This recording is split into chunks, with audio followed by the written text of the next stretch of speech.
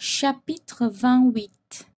Ce qui arriva à Candide, à Cunégonde, à Pangloss, à Martin, etc. Pardon, encore une fois, dit Candide au baron. Pardon, mon révérend père, de vous avoir donné un grand coup d'épée au travers du corps. Non, parlons plus, dit le baron. Je fus un peu trop vif, je l'avoue, mais puisque vous voulez savoir par quel hasard vous m'avez vu aux galères, je vous dirai qu'après avoir été guéri de ma blessure par le frère apothicaire du collège, je fus attaqué et enlevé par un parti espagnol. On me mit en prison à Buenos Aires, dans le temps que ma sœur venait d'en partir.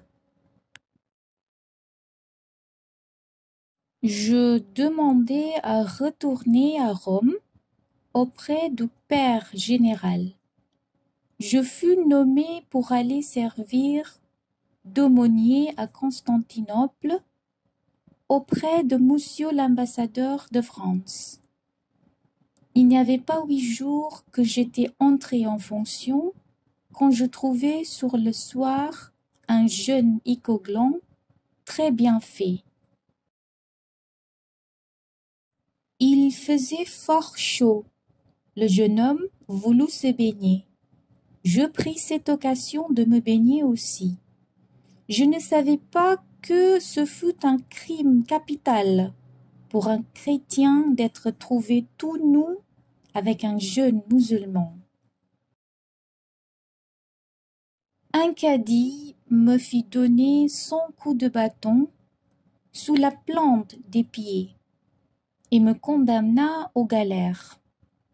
Je ne crois pas qu'on ait fait une plus horrible injustice.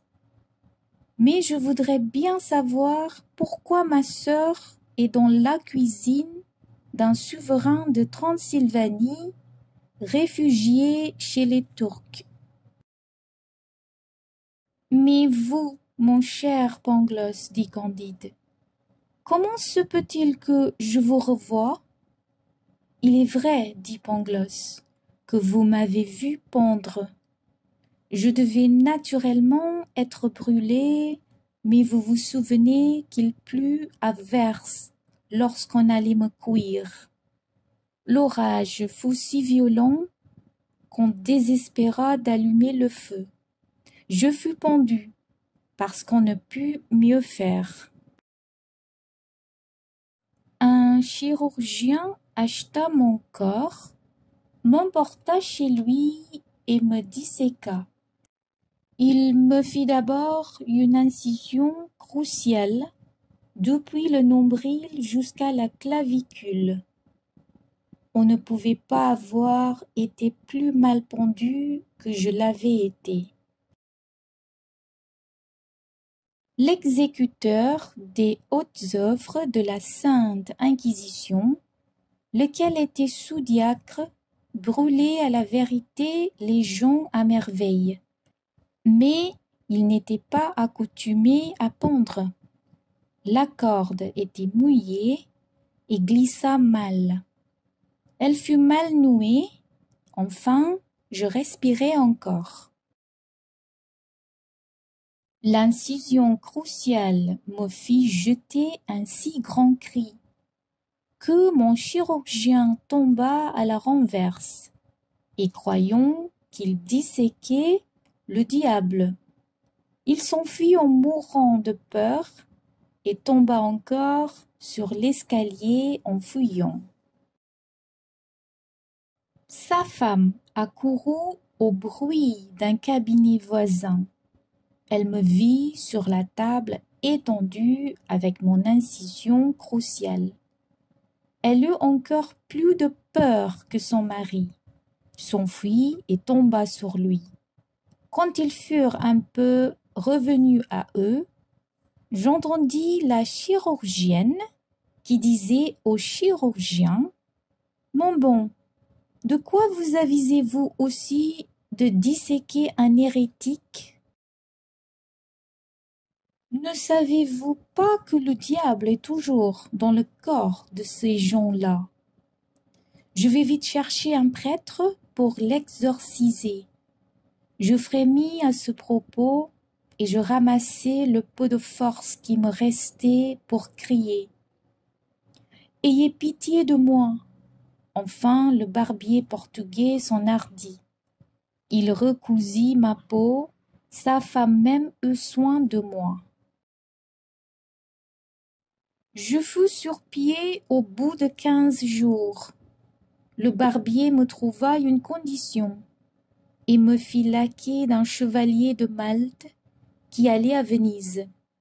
Mais mon maître n'ayant pas de quoi me payer, je me mis au service d'un marchand vénitien et je le suivis à Constantinople.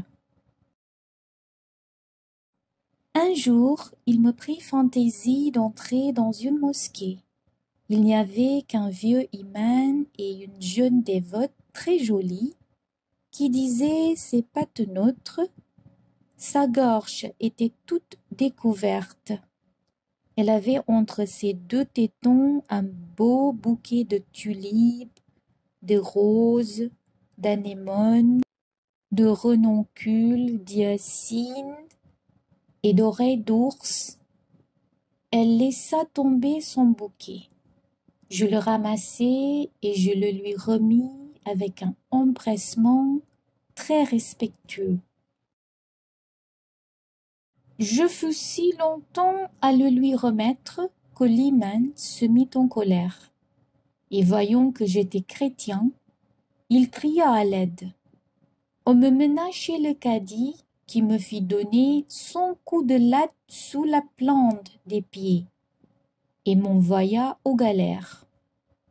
Je fus enchaîné précisément dans la même galère et au même banc que monsieur le baron.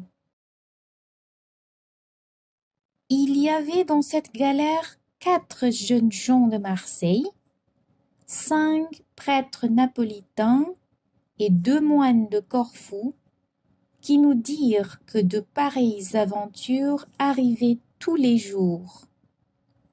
Monsieur le baron prétendait qu'il avait essuyé une plus grande injustice que moi. Je prétendais, moi, qu'il était beaucoup plus permis de remettre un bouquet sur la gorge d'une femme que d'être tout nu avec un icoglan. Nous disputions sans cesse et nous recevions 20 coups de nerfs de bœuf par jour.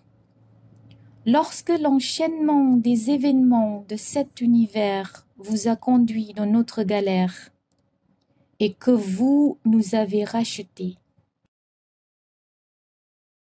Eh bien, mon cher Pangloss, lui dit Candide, quand vous avez été pendu, disséqué, roué de coups et que vous avez ramé aux galères, avez-vous toujours pensé que tout allait le mieux du monde? Je suis toujours de mon premier sentiment, répondit Pangloss, car enfin je suis philosophe. Il ne me convient pas de me dédire, Leibniz ne pouvant pas avoir tort, et l'harmonie préétablie étant d'ailleurs la plus belle chose du monde, aussi bien que le plein et la matière subtile.